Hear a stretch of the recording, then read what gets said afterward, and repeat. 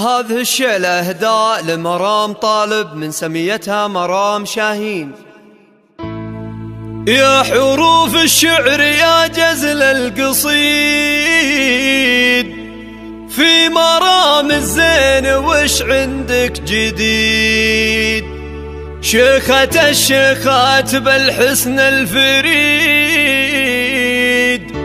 في ثناها تاهت أفكار الخيال.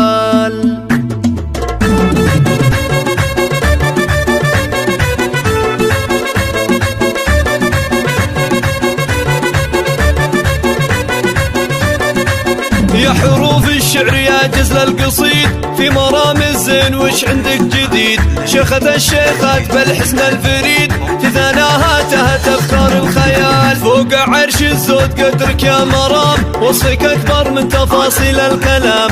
في مقامك سكت قافي باهتمام، والمعاني حايرة من هالجمال. ذوق واخلاق وذرابه يوم صقر، وجهك الباهي بنوره كالبدر، والمحاسن كلها بك تنحصر.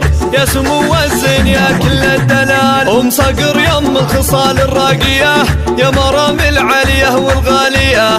في جمالك والوصوف الزاهية، سايدة للكل يا ظبي الغزال. شميرية بنت عز وبنت جود، بنت شيخ سيرته ترقى سنود. طالبا لي بالمعالي له وجود، حقها به تفتخر بنت الرجال. شامخة بنت الترف من قدها، تعتلي عرش المهابة وحدها. وقوة الشخصية عقد بجيدها، أم صقر واخلاقها مضرب مثال. ومرام اللي بالجمال مهيمنه، منبع الحب وغلاه موطنه. هي مرام أم الوصوف الفاتنة، والشعر يوقف لها عز وجلال.